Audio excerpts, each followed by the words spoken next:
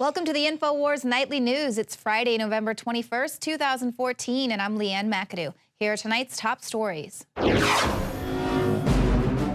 Tonight, as Obama betrays the Founding Fathers, fallout from his amnesty plan through executive order begins, and the GOP announces a lawsuit for rewriting federal law. Plus, corrupt police collude with Mexican drug lords in a massive student massacre in southern Mexico. All that plus updates from Ferguson up next on the INFOWARS Nightly News.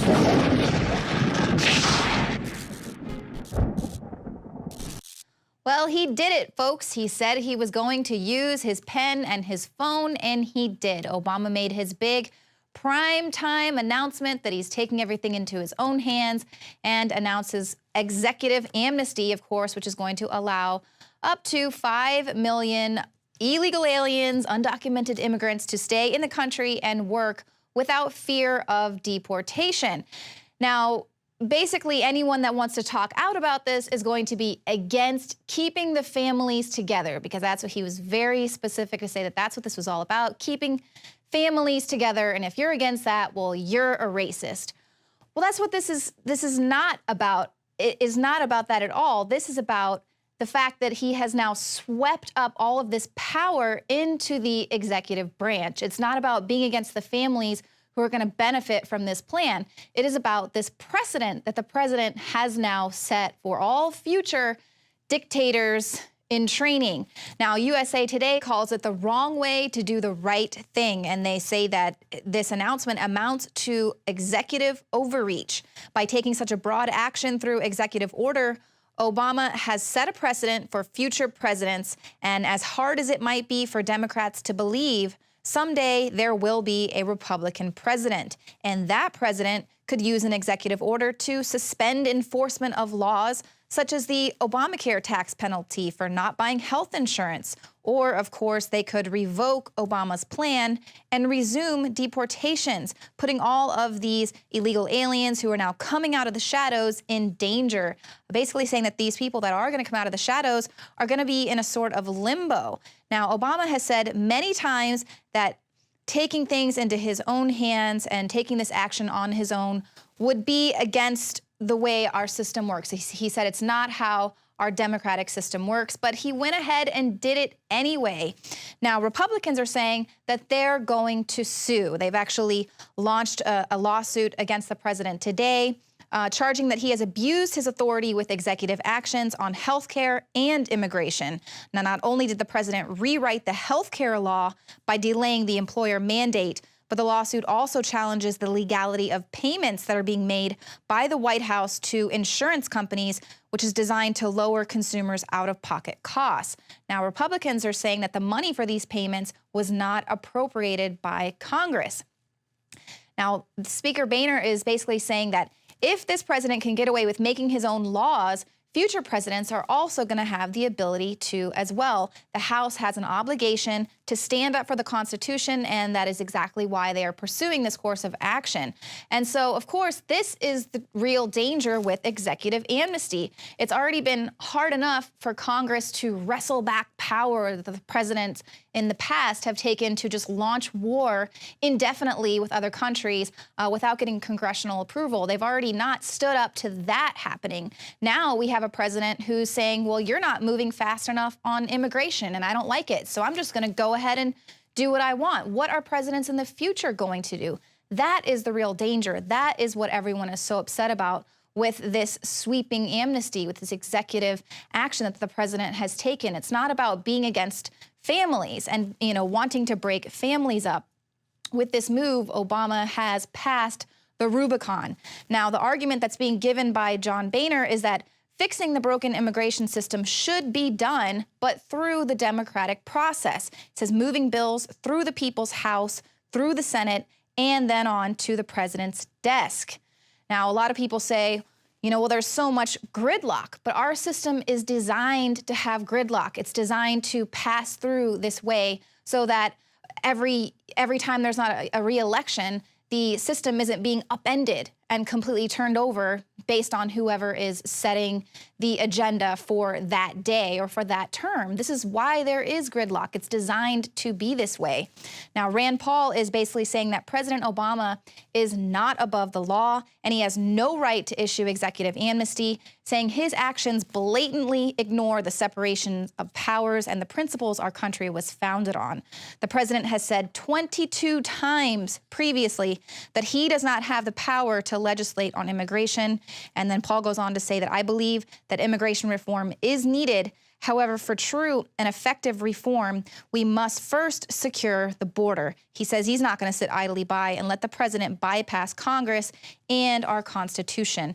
Now, establishment Republicans are basically saying impeachment is off the table. They're worried that it could create a rallying point for Democrats, and then this would prop Hillary up to be a really strong contender for 2016.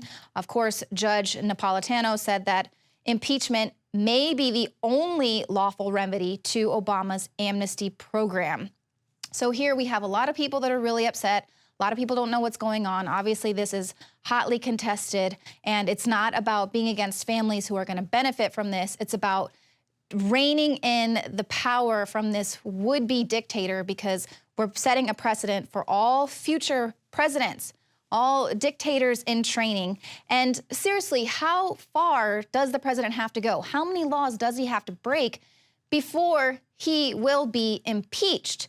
That's the precedent that we need to set, is that if you become elected to become the president of the United States of America and you swear to uphold the oath of the Constitution and uphold the law of this land, and you don't do that, well, then you are going to be impeached. That's the precedent that we need to set. Now, moving on to Ferguson, we have an update. It's been very quiet there, but what the guys have brought us here today is that the city is planning for major civil unrest. Hospitals are saying that they're going to be prepared to lock down for at least a week. They're sending out memos to a lot of office buildings around the area. Now we know there are multi-levels of a hospital that are being set up to take care of not only the protesters, but also the police and the police officers' families as well. Here is Jakari Jackson and Joe Biggs updating David Knight earlier in the day. We have our reporters in Ferguson, Missouri.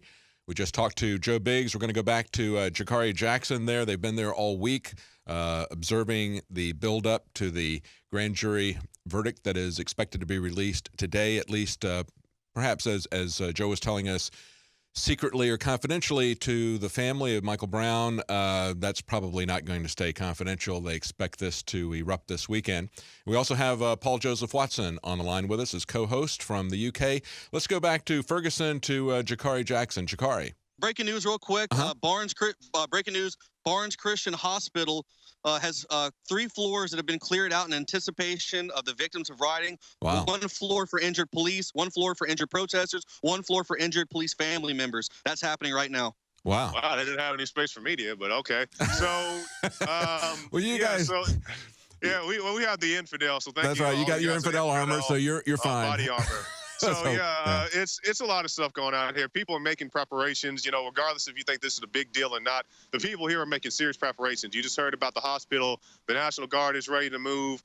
We see the cops already out in riot gear. At least they go out to the protests there in riot gear and all that. So the people here on the ground are taking this very seriously. The majority of people I've talked to since I've been here, they're peaceful people. They do expect some agent provocateurs. If you guys see that video I posted, not last night, but the night before, I talked to the guy in the Guy Fawkes mask, and he was saying that the majority of the people here are good, peaceful people, but they do expect the agent provocateurs and people who just want to come in and kick up stuff, to burn down, to riot, to loot. They do expect those people to come in, but by and large, the crowds here are mostly peaceful. Oh, absolutely. And as you guys reported earlier this week, gun sales are up 300%. And in some cases at some of these stores, they're saying that 75% of those sales are first-time gun owners. So you guys have got your infidel body armor there. Hopefully you're going to be safe in this. But like you said, they don't have a floor for reporters. That's amazing news. They've cleared away 3 floors, 1 for protesters, 1 for police, and 1 for the families of police. That's what I'm concerned about, and that's that kind of agent provocateuring where you've got the threats. You remember, David, they came out earlier this week. the list of the targets got released, you know, there's many things on there, including Monsanto, other local businesses, and also many officers' families. And to anybody out there watching, if you think that targeting the families of these officers is going to do anything besides just agitate them to the point where they will have no patience, I'm not exactly sure what you're expecting to happen. It just feeds a narrative that this is a war zone, and that's not what the message we need to be sending to our police. We need to be sending a different message to them. Well, thank you, Jakari. We're going to stay up with you to see what's happening there. Of course, there's a press release coming up. We have agent provocateurs that are covert. We also have overt agent provocateurs like Jesse Jackson or Al Sharpton, the FBI informant.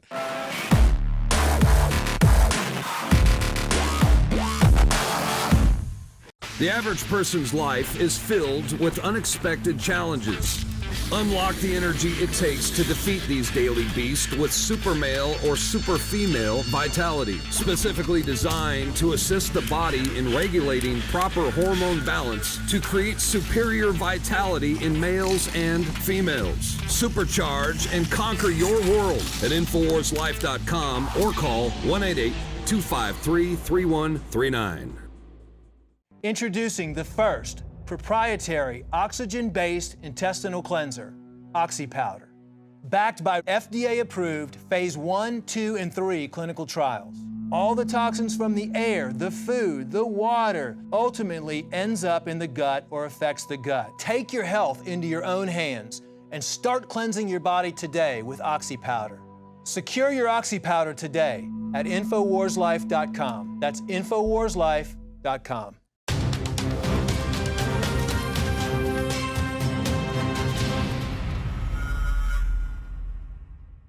A convenience store confrontation ended in tragedy after a man suspected of being in the country illegally approached and stabbed a college football player to death. Police in McMinnville, Oregon, are still baffled as to why 33-year-old Juventino Bermudez Arenas attacked 20-year-old Linfield College student Parker Moore after entering a 7-Eleven convenience store last Saturday night. Police, however, say when Bermudez Arenas went back to the store, he allegedly refused orders to drop a knife in his possession, prompting police to open fire on him, killing him dead. Bermudez Arenas' family is also puzzled as to why he might have carried out the violent attack, as he reportedly did not have mental health issues, used drugs or drink, and was not involved in gang activity. Yesterday, investigators revealed Bermudez Arenas was likely living in the U.S. illegally, though he'd worked in the country since at least the year 2000. During a previous run-in with the law, he had given police a variation of his name, Juventino Bermudez. Police say there is no connection between Moore and his assailant and that the attack appeared to be random. Moore was a college student majoring in business management. He was also a resident advisor and linebacker with the Linfield Wildcats, which just proceeded to the NCAA Division III playoffs after a shutout victory on Saturday. Man of character, extremely talented. 3 factors that are really hard to find when we're recruiting guys.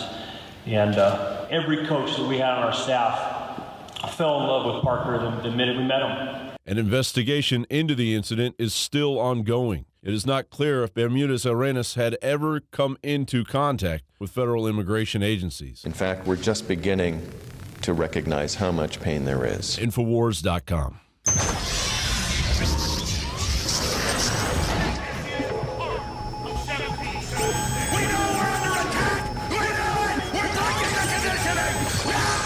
You want the best that's out there at the lowest price anywhere?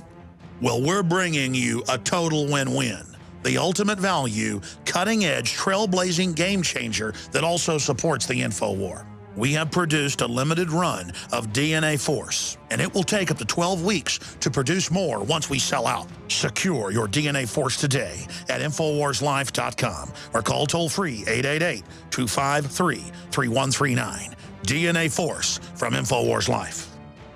Another major health threat, this one in Toledo, Ohio, where everybody in the entire city has been told not to drink the water. Ohio's governor declaring a state of emergency. Did you know that the average person uses about 80 to 100 gallons of water at home every single day? If there's a water emergency, will you be prepared? Panicked residents forming long lines throughout the day. We're here at a supermarket in Toledo. You can see the shelves empty where water once was. To stay safe and